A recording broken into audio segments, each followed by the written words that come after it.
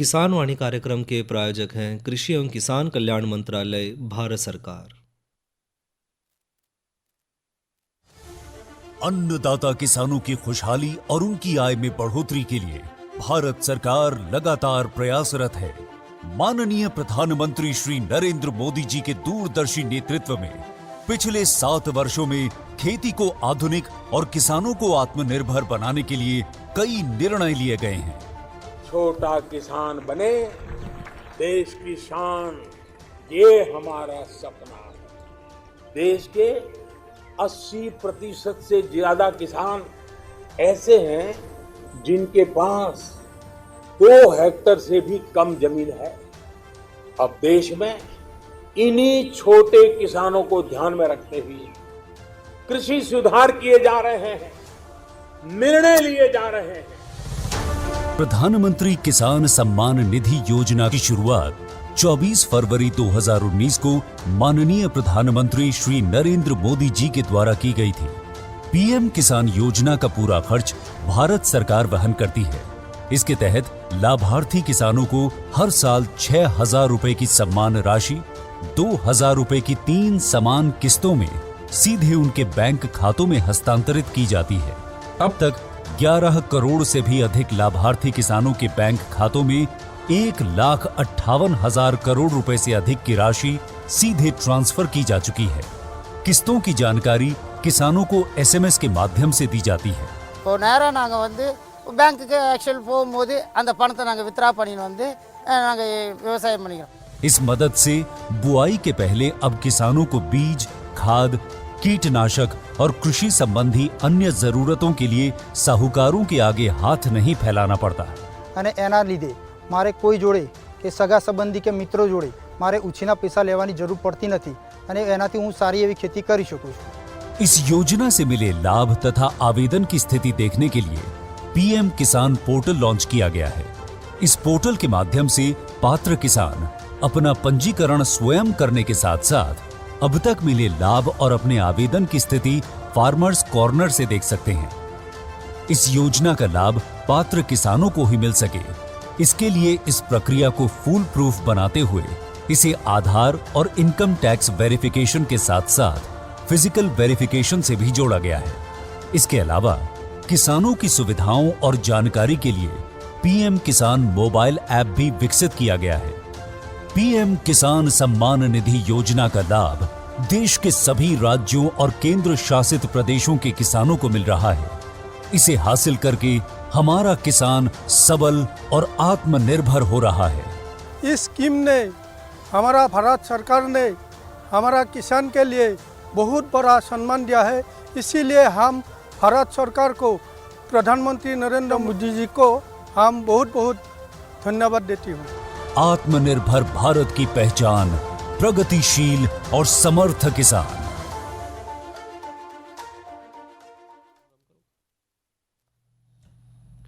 विनोद भाई राम राम।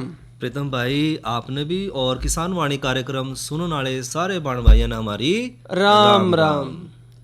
विनोद भाई जी प्रीतम भाई, और भाई जो गेहूं तो बिजाई भाई कर रहे हैं, साथ ही और भी फसलें भाई जो है ले सके हैं, बिल्कुल भाई, जिन पे सरकार भी लगातार जोर दे रही है। ऐसी ही चर्चा जो है आज के किसान वाणी कार्यक्रम में क्यों ना भाइयों के साथ साझा करें। बिल्कुल प्रीतम भाई, और चर्चा करेंगे चने की फसल की मुख्य बीमारी और उनकी रोकथाम पे। जी प्रीतम भाई देखो, चना जो है मुख्य दलहनी फसल है और प्रोटीन का एक बहुत बड़ा स्रोत भी है। खासकर जो लोग शाकाहारी हैं उन खातर तो प्रोटीन का एक बहुत बड़ा स्रोत है। और अगर पूरे देश की बात करें तो हमारे देश जो है इसके क्षेत्रफल में लगभग 5वां स्थान पैदावार में हुआ है पूरे विश्व में, और चौथे स्थान पे है हम उसके पैदावार में। और अपना जो हरियाणा प्रदेश है उसमें इसकी जो पैदावार है वो लगभग 18% जो है पूरे देश को योगदान देवा है। और जो अपने पश्चिमी ज़िले हैं उनमें जो है इसकी पैदावार विशेष रूप से हुआ है। लेकिन उसके बावजूद भी क्योंकि हमारी जो दलहनी फसलों का उत्पादन है प्रीतम भाई वो कम है और हमने दूसरे देशों तक निर्यात करनी पड़ा है, इस बार तो हाँ खूब निर्यात करनी पड़ रही है। और मुख्य कारण है प्रीतम भाई जो दलहनी फसल है उनकी एक तो जो औसत उपज है वो जो विकसित देश है उनके मुकाबले एक तो हमारी उपज कम है। दूसरा जैसे बारानी क्षेत्र है उनमें एक तो समय पर बारिश नहीं होती। फिर दूसरा जो है ट्यूबवेल उसके है, सिंचाई के कारण है, और जो फसल की पैदावार से लेकर कटाई तक जो कीट है, बीमारी है, ये जो है इनकी जब तक रोकथाम नहीं होगी तो हम किसान भाई जो है ज़्यादा पैदावार नहीं ले पाएंगे। विनोद भाई, बात यह है कि भाई इन खेती ते थोड़ा सा इसलिए हिचके हैं कि तसल्ली नहीं है भाई ठीक ठाक पार उतर जाएगी। बिल्कुल भाई, कुछ ना कुछ आ रही बीमारी, मौसम इनको नुकसान ज्यादा पहुंचावे है। दलहनी नहीं, तिलहनी में भी बहुत सारा आयात करना पड़ रहा है बाहर से। हालांकि तिलहनी में तो भैया ने इस बार थोड़ा जोर मारा है। हाँ, आप देखो सरसों तोड़िया खूब जो है हो गया है भाई। हाँ, लेकिन इसमें भी जरूरत है। तो जो चना है हमारा, उसमें भी बीमारियां नाश करे हैं, पूरे ने खत्म कर हाँ, दे। कर दे भाई। ऐसे ऐसे रोग हैं इसमें। और प्रीतम भाई, जब आपने बीमारी की बात करी है तो इसमें जो मुख्य बीमारी एक तो वह है उखेड़ा, जिसने विल्ट भी कहते हैं। और इस रोग के जो लक्षण है वो है, एक तो जो मृदा है, माटी जो है, वो फफूंदी जनित रोग है, यानी कि मिट्टी में होने वाला रोग है। और यह बीमारी बिजाई के लगभग 3 से 6 हफ्ते के बाद दिखाई देनी शुरू हो जाए। किसान भाई किस तरह पहचाना है? एक तो जो पत्ती हैं वो मुरझा कर जो है लुढ़कनी शुरू हो जाए, पौधे पीले पड़ने शुरू हो जाए, नीचे तो ऊपर की तरफ जो पत्ती है वो सूखने लग जाए, और बाद में आखिर में आकर जो है पौधा बिल्कुल मुरझा कर मर जाए। और प्रीतम भाई, साथ में अगर जो है तने ने जो है चाकू तक काटना है और काट कर देखा तो जो अंदर की जो नस नाड़ी है पौधे की, वो काली और भूरी रंग की दिखाई दे है। तो अगर ये जो लक्षण दिखाएं तो समझ जाए कि जो बीमारी है वो है उखेड़ा या विल्ट रोग है। अरे भाई, ये तो विनोद भाई आपने बताया एक लक्षण। रोकथाम भाइयों से यह है उम्मीद कि एक तो जो भाई चने की फसल ले रहे हैं लगातार, हाँ, वो कम से कम इस खेत में रुक जाएं जिसमें यह बीमारी आ रही है। हाँ प्रीतम भाई, 3 साल तक उसमें चना ना उगाएं। और भाई, जब भी गर्मी की जो है जून जुलाई के महीने में जब लूएं चले हैं, उस टाइम अपने खेतों की गहरी जुताई करनी है जी। साथ ही भाई रोग रोधी किस्में लगाएं। जुकर जो सिफारिश करी गई है H208 है, चना नंबर 1 गौरव और चना नंबर 3 यही बोए भाई। और बीज उपचार जरूर करें। अगर उखेड़ा से बचना है 2.5 ग्राम बावास्टिन प्रति किलोग्राम बीज के हिसाब से बीज उपचार करना है। बिल्कुल भाई। और प्रीतम भाई, इसके अलावा जो आपने बात करी उखेड़ा रोग, उसके अलावा एक और बीमारी है तनागलन की समस्या। और जो तनागलन की समस्या है उसमें जो है पत्ती जो है वो बदरंग सी वह बिनाए नीचे गिरनी शुरू हो जाए, और मिट्टी की जो सतह है उस पर सफ़ेद फफूंद तने और चारों तरफ जो है उसने घेर लिया है, यानी कि चारों तरफ जो है सफ़ेद पाउडर दिखाई दे और उसकी जो है पिंड बने हुए दिखाई देने शुरू हो जाए। लेकिन शुरू में जो पौधे की जो रस नलिकाएं हैं उनमें जो है कुछ भी असर दिखाई नहीं देता, लेकिन फसल जो है ज़्यादा बढ़वार लेने लग जाए या फिर ज़्यादा बारिश हो जाए तो ये रोग की संभावना बड़ी तेज़ी तक बढ़े है। और प्रीतम भाई, जो किसान भाई ने यह लक्षण दिखे हैं तो उसकी रोकथाम खातर बिजाई तक पहला खेत में अच्छी तरह से जो है एक तो तैयार कर लें खेत ना, बढ़िया डाल समतल कर रखें खेत ना, ताकि पानी ना खड़ा हो पावे, क्योंकि ज़्यादा बारिश की संभावना में यह बीमारी फैल रहा है। और ज़्यादा जो खरपतवार है उसकी भी बढ़ोतरी ने रोका, और जो है बिजाई अगेती ना करें जी। और बारिश हो या जो सिंचाई, बारिश या सिंचाई के बाद जो है निराई गुड़ाई जरूर करें जी। तो इस समस्या से छुटकारा पास का है। और भाई, जड़ गलन भी इसमें आवा है, यो भी मट्टी वाला रोग है। इसके प्रकोप ते पौधे हैं हमारे, उनकी पत्तियां पीली पड़ जाए हैं।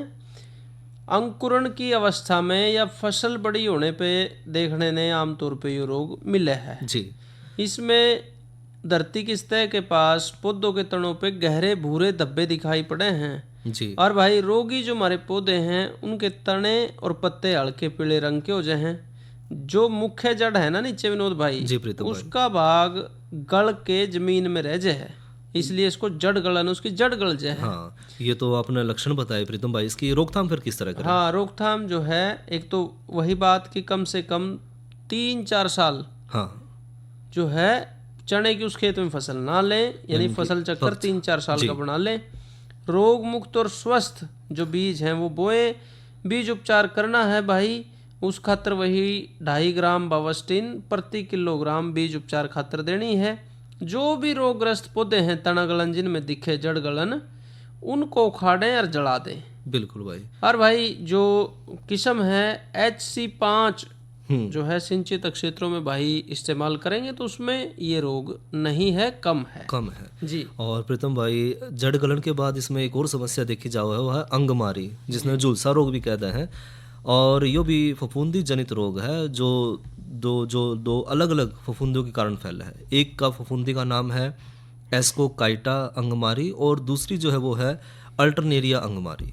और ख़ासकर ज़्यादा बारिश वाले जिसमें बारिश ज़्यादा हो जाए और तापमान 18 तो 20 डिग्री सेंटीग्रेड तक के आसपास रहे तो उस अवस्था में इस रोग का आक्रमण ज़्यादा देखा जावा है। जी। और भाई साथ ही इसमें बीमारी और भी आवे हैं, जैसे एस्कोकाइटा अंगमारी है। इसके लक्षण भी यह हैं कि हल्के भूरे रंग के धब्बे जो है पत्तों पे, तनों पे, फलियों पे उस पे दिखाई देने लग जाए हैं जी। हरी फलियों पे काले धब्बे छोटी छोटी आकृतियों में बदल जाए हैं और पौधे भाई मुरझा के सूख जाए हैं। ऐसा ही अल्टरनेरिया अंगमारी भी रोग है। इसके भी लक्षण भाई पत्तों पे बड़े छोटे गोल और भूरे रंग के धब्बे पड़ जाए हैं। धब्बे भी हल्के पीले रंग के हो जाए हैं। जब बीमारी बढ़ जाए है पौधा सूख के नीचे गिरेगा, जड़ें कमजोर हो जाएंगी और फलियों पे भी भाई इस रोग का दुष्प्रभाव दिखाई देगा। और प्रीतम भाई इसकी फिर जो रोकथाम करनी है हमने तो इसकी रोकथाम खातर जो है रोग रहित और जो स्वस्थ प्रमाणित बीज हैं उनका इस्तेमाल करें। जिस तरह की HC3 किस्म है या जो HC5 किस्म है वो उगावें। और बिजाई करने से पहला किसान भाई जरूर जो है बावास्टीन जो लगभग 2.5 ग्राम प्रति किलोग्राम के हिसाब से उसने उपचारित करें और रोगग्रस्त पौधे ने जो है वो इकट्ठा करके जला दें। इस तरह जो हम इस बीमारी से बचाव कर सके हैं। और साथ में एक और समस्या देखी जाओ है चने में, वो है गिरुई रतुआ यानी कि रस्ट का रस्ट। जी। और धर्मवीर प्रीतम भाई इसमें जो है एक तो रोगग्रस्त जो पत्ती हैं उनकी जो निचली सतह है उस पर छोटे छोटे गोले जो है अंडाकार हल्के बूढ़े रंग के जो है उभरे हुए फफोले की तरह दिखाई दे हुए हैं। और जो पत्तियां हैं वो सूख कर गिर जाए हैं और बाद में जो है दब्बे पत्तियों तय डंठल और फलियों तक भी पहुँच कर फसल ने नुकसान पहुँचावा है। और किसान भाई इसकी रोकथाम खातर रतुआ या रस्ट की जो समस्या उसकी रोकथाम खातर रोग रोधी जो किस्म है वो लगावें। जिस तरह HC नंबर 3, HC नंबर 1 गौरव। और अगर लक्षण दिखाई देवे तो डाइथेन M45 ने लगभग 2.5 ग्राम दवाई प्रति लीटर के हिसाब से पानी में घोल कर उसका छिड़काव करें जी। और इसके अलावा जो है विटावैक्स 2 ग्राम प्रति किलोग्राम बीज के हिसाब से उपचारित करके रोग की समस्या हम कम कर सके हैं। जी विनोद भाई, साथ ही विषाणु रोग भी तंग कर है। इसके भी लक्षण ये हैं कि रोगग्रस्त पौधे बोने रह जाए हैं इसमें जी। और संतरी या भूरे रंग के हो जाए हैं। यो रोग देसी चने में ज्यादा लगे है जी। तने को अंदर से काटने पे भूसा दिखे उसमें तने में। एक तो भाई इससे अगर बचाव करना है तो गेती बिजाई ना करें। बिल्कुल भाई। धरती में नमी की मात्रा ठीक रखें और भाई फसल चक्कर अपनाना बड़ा जरूरी है जी। तो किसान भाई बातों का ध्यान रखेंगे तो जो चने की पैदावार है वो ज़्यादा से ज़्यादा ले पाओगे जी। और ये करवाऊँ प्रीतम भाई भाइयों का मनोरंजन लेकिन इस संदेश के बाद जी।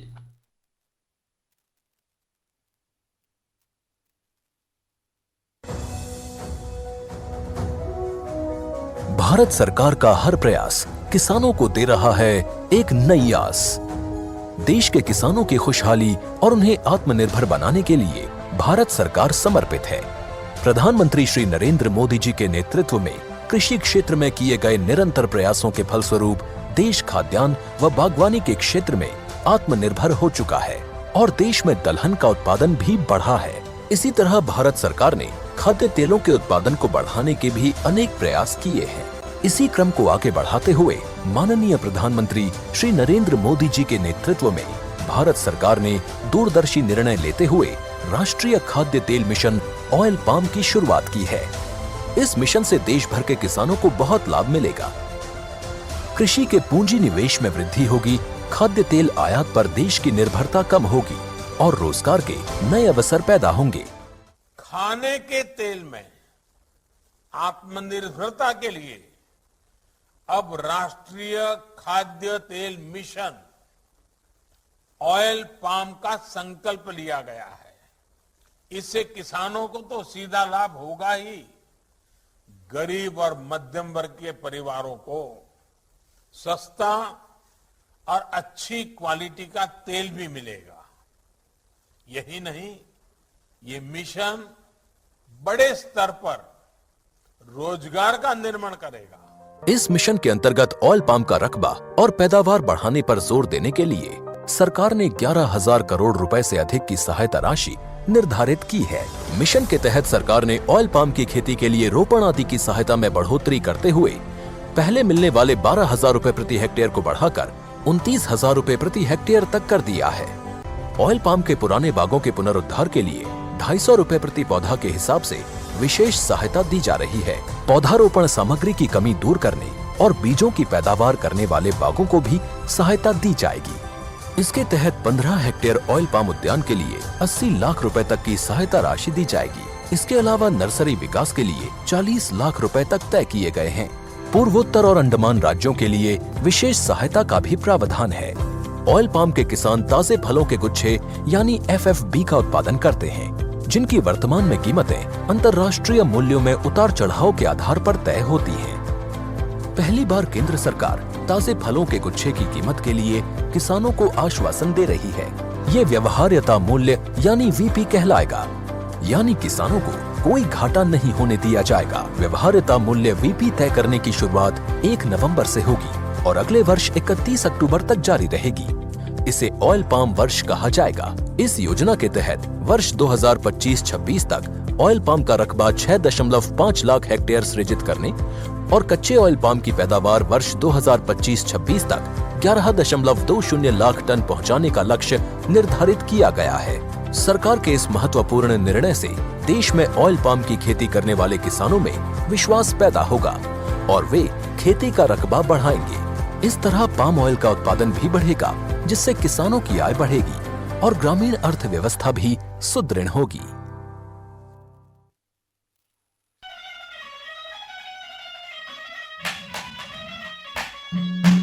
ओ काम जरूरी से मजबूरी ओ करके बंद सकूल गुरुजी मेरी कहने ओलिए।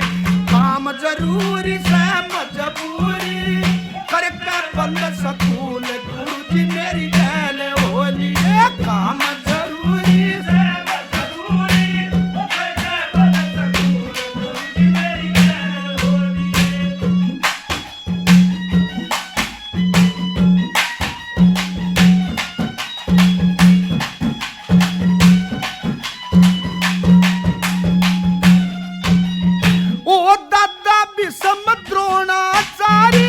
दुर्योधन के संग दाए दादा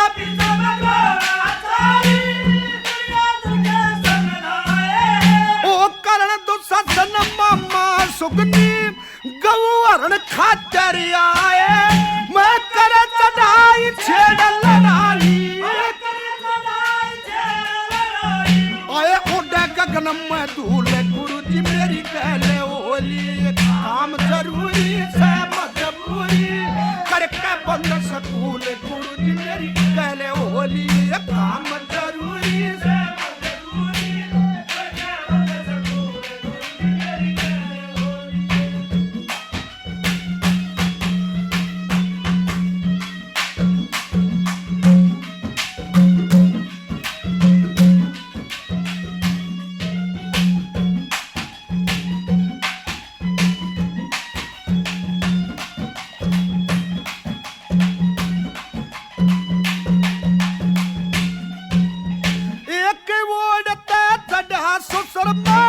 उस लड़न गया बाप मेरा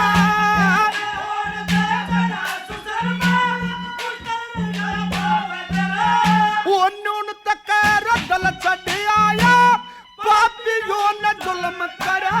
वो अत्याचारी बड़े बलकारी वो रहे प्रेम टूले गुरुजी मेरी कहले ओली। काम जरूरी से मजबूरी करके बंद सकूल गुरुजी मेरी कहले ओली। काम जरूरी से मजबूरी करके बंद सकूल गुरुजी मेरी कहले ओली।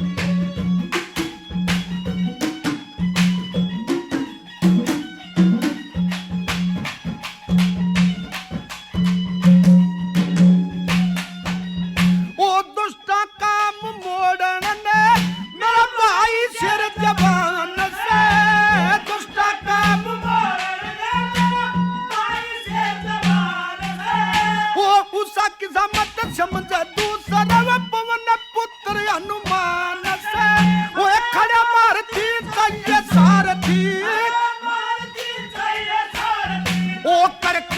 आज कबूल गुरुजी मेरी गल होलिए जरूरी से मजबूरी करके बंद सकूल गुरुजी मेरी गल होलिए जरूरी से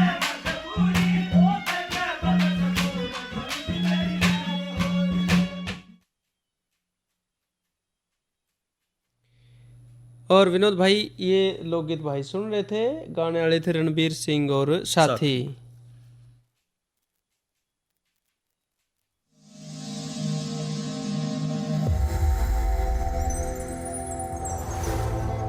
आत्मनिर्भर किसान भारत की शान। उत्पादन में आत्मनिर्भर होने के साथ साथ फसल की कटाई के उपरांत उपज की हानि को रोकने, ग्रामीण क्षेत्रों में रोजगार सृजन करने और बीज से बाजार तक के विजन को मजबूती देने के उद्देश्य से 1 वर्ष पूर्व माननीय प्रधानमंत्री श्री नरेंद्र मोदी जी ने एक महत्वाकांक्षी केंद्रीय योजना एग्रीकल्चर इंफ्रास्ट्रक्चर फंड की शुरुआत की। इस आधुनिक इंफ्रास्ट्रक्चर से कृषि आधारित उद्योग लगाने में एक बहुत बड़ा बदलाव आएगा और बहुत बड़ी गति आएगी।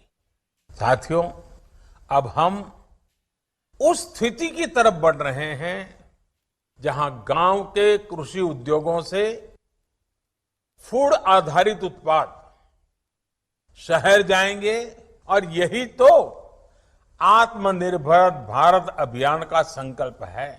एग्रीकल्चर इंफ्रास्ट्रक्चर फंड से पात्र लाभार्थी गोदामों का निर्माण कर सकते हैं, छटाई या ग्रेडिंग इकाई, पैकिंग हाउस, सप्लाई चेन और कोल्ड चेन जैसी सुविधाएं या फिर प्राथमिक कृषि प्रसंस्करण केंद्र की स्थापना कर सकते हैं। इस योजना के तहत पात्र लाभार्थियों को 2 करोड़ रुपए तक के ऋण पर अधिकतम 7 वर्ष के लिए ब्याज में 3% तक की छूट दी जा रही है। ऋण पुनर्भुगतान के लिए 6 महीने से 2 वर्ष तक मोरेटोरियम की सुविधा भी उपलब्ध है। इस योजना ने अब तक सफलता की कई मिसालें कायम की हैं, जैसे कि मध्य प्रदेश के लाभार्थी श्री विपिन त्रिपाठी ने एग्रीकल्चर वेस्ट से बायोफ्यूल बनाने का इनोवेटिव प्राइमरी प्रोसेसिंग सेंटर लगाया है। लोन मिलने की वजह से हम समय पर सारी मशीनों का प्रोक्योरमेंट और सारा सिविल वर्क टाइम पे करवा पाए, जिससे ये प्रोजेक्ट को लगाना संभव हो पाया। राजस्थान के लाभार्थी श्री यशवर्धन मुंद्रा ने सॉर्टिंग एंड ग्रेडिंग यूनिट लगाकर रोजगार के अवसर पैदा किए हैं। कर्नाटक की महिला उद्यमी श्रीमती ममता वी ने प्राइमरी प्रोसेसिंग सेंटर लगाकर प्रगति की नई राह चुनी है। ಸಣ್ಣ ಪುಟ್ಟ ಉದ್ಯಮಿಗಳನ್ನ ಮತ್ತಷ್ಟು ಅಗ್ರಿಕಲ್ಚರಲ್ಲಿ ಹೆಚ್ಚು ನಾವು ಇನ್ನಷ್ಟು ಸಾಧನೆ ಮಾಡಲಿಕ್ಕೆ ಕಾರಣಕಾರಕವಾದಂತ ಈ ಅಗ್ರಿಕಲ್ಚರಲ್ ಇನ್ಫ್ರಾಸ್ಟ್ರಕ್ಚರ್ ಫಂಡ್ ಇಂದ ನಮ್ಮ ಇನ್ನಷ್ಟು ಯೋಜನೆಗಳು ಆಯೋಜನೆಗಳು ಉತ್ತಮಗೊಂಡಿದೆ। राजस्थान के लाभार्थी श्री दिनेश भट्टर ने जीरे की प्रोसेसिंग यूनिट लगाकर आसपास के ग्रामीणों को आत्मनिर्भरता प्रदान की है। महाराष्ट्र के लाभार्थी श्री अनूप कुमार मोहता ने वेयर हाउस बनाकर अन्न भंडारण को सुनिश्चित किया है। आज देश के कोने कोने से किसान, कृषि उद्यमी, किसान उत्पादक संघ, प्राथमिक कृषि सहकारी समितियां, स्वयं सहायता समूह और कृषि उपज मंडियां इस योजना का लाभ उठा रहे हैं।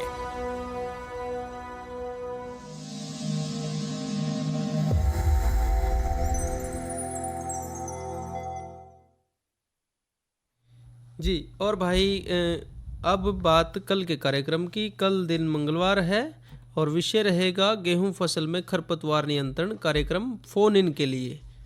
और प्रीतम भाई, मौसम की बात करें तो आज का अधिकतम तापमान रहा 22 डिग्री सेंटीग्रेड और न्यूनतम तापमान रहा 9 डिग्री सेंटीग्रेड।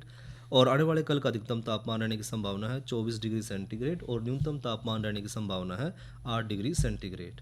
और भाइयों, एक सूचना कृषि राष्ट्रीय पुरस्कारों के बारे में। कृषि में उत्कृष्टता के लिए राष्ट्रीय पुरस्कारों के 4 वर्गों में वर्गीकृत किया गया है। यानी कि जो पहला वर्ग है उसमें कृषि संस्थानों के लिए उत्कृष्टता हेतु राष्ट्रीय पुरस्कार, जिसमें 3 पुरस्कार शामिल करे गए हैं।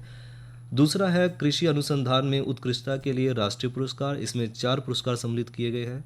तीसरा है कृषि प्रौद्योगिकी के अनुप्रयोग के लिए राष्ट्रीय पुरस्कार, इसमें 4 पुरस्कार शामिल हैं। और चौथा है किसानों द्वारा नवोन्मेष और प्रौद्योगिकी विकास के लिए राष्ट्रीय पुरस्कार, इसमें 4 पुरस्कार सम्मिलित हैं। और किसान भाई अधिक जानकारी और आवेदन पत्र के लिए भारतीय कृषि ऐप की वेबसाइट www.icar.org.in से भी डाउनलोड कर सकें। जी, तो भाई ये सूचना रही और अब वक्त है कि संदेश का।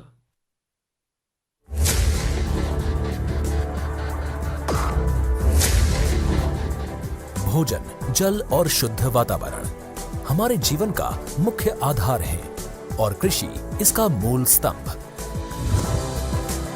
पिछले 60 वर्षों में विज्ञान आधारित कृषि का व्यापक प्रसार हुआ है। साथ ही कृत्रिम संसाधनों के बढ़ते प्रयोग से कृषि की सतत क्षमता पर चिंताएं बढ़ी हैं। प्रधानमंत्री श्री नरेंद्र मोदी जी के दूरदर्शी नेतृत्व के अंतर्गत रसायन मुक्त जैविक खेती एक महत्वपूर्ण प्रयास है। रसायन मुक्त जैविक खेती को बढ़ावा देने के लिए 5 वर्ष पूर्व सरकार ने परंपरागत कृषि विकास योजना तथा उत्तर पूर्व भारत में जैविक मूल्य श्रृंखला योजनाएं आरंभ की। ऑर्गेनिक फार्मिंग को देश भर में बढ़ावा देने के लिए सरकार अनेक प्रयास कर रही है। इसके लिए परंपरागत कृषि विकास योजना के तहत काम किया जा रहा है। न सिर्फ ऑर्गेनिक फार्मिंग को बल दिया जा रहा है, बल्कि उसके लिए वैल्यू एडिशन और मार्केट की व्यवस्था भी की जा रही है। भारत सरकार एवं किसानों के सम्मिलित प्रयासों से आज देश के लगभग 36 लाख किसान 38 लाख हेक्टेयर क्षेत्र में जैविक खेती कर रहे हैं। इसके अतिरिक्त हमारे देश के अनेक ऐसे क्षेत्र हैं जहां आज भी पारंपरिक जैविक खेती हो रही है। इन पारंपरिक जैविक क्षेत्रों को जैविक प्रमाणीकरण सुलभ कराने हेतु पीजीएस के अंतर्गत लार्ज एरिया सर्टिफिकेट का प्रावधान किया गया है। इस प्रक्रिया की विशिष्टता ये है कि इसमें प्रमाणीकरण मात्र 2 से 3 महीनों में हो जाता है, जबकि सामान्य परिस्थितियों में इसमें 2 से 3 वर्ष का समय लगता है। अंडमान निकोबार केंद्र शासित प्रदेश के कार निकोबार एवं नैन काउरी द्वीप समूह देश के सर्वप्रथम ऐसे प्रमाणीकृत जैविक क्षेत्र हैं। अभी हाल ही में संपूर्ण लक्षद्वीप को जैविक खेती के रूप में प्रमाणित किया गया है। वर्ष 2016 में सिक्किम राज्य पूर्ण जैविक कृषि राज्य के रूप में प्रमाणित हो चुका है। सुदूर उत्तर में हिमालय श्रृंखला के बीच स्थित लद्दाख ने भी पूर्ण जैविक के लक्ष्य की ओर बढ़ना शुरू कर दिया है। जैविक उत्पादों को बाजार सुलभ कराने तथा किसानों की उपभोक्ताओं तक पहुंच बनाने के लिए एक समर्पित जैविक खेती पोर्टल भी बनाया गया है। जैविक खेती पोर्टल के जानकारी मंच और विपणन मंच के माध्यम से किसानों को उच्च गुणवत्ता उत्पादन तथा बाजार उपलब्ध कराया जा रहा है। आशा है देश के सभी राज्य अपने जैविक क्षेत्रों का विस्तार करेंगे और देश में जैविक कृषि क्रांति को मजबूत करने में योगदान देंगे। जैविक उत्पादों की देश और विदेशों में बढ़ती मांग तथा जैविक उत्पादों का बढ़ता बाजार, किसानों की उपभोक्ताओं तक पहुंच तथा जैविक एफपीओ द्वारा जैविक कृषि व्यापार में भागीदारी हमारे किसानों को अपनी आय बढ़ाने का अवसर दे रहा है। पिछले 5 वर्षों में जैविक कृषि उत्पादों का निर्यात दोगुने से अधिक बढ़कर 7,000 करोड़ रुपए से अधिक का हो गया है और इसमें प्रतिवर्ष 20% से अधिक की वृद्धि हो रही है। उम्मीद है पारंपरिक क्षेत्र के किसान भी इस बढ़ते बाजार से लाभान्वित होंगे और जैविक कृषि आंदोलन को आगे बढ़ाएंगे। किसानों की मुस्कान समृद्ध हिंदुस्तान की है पहचान।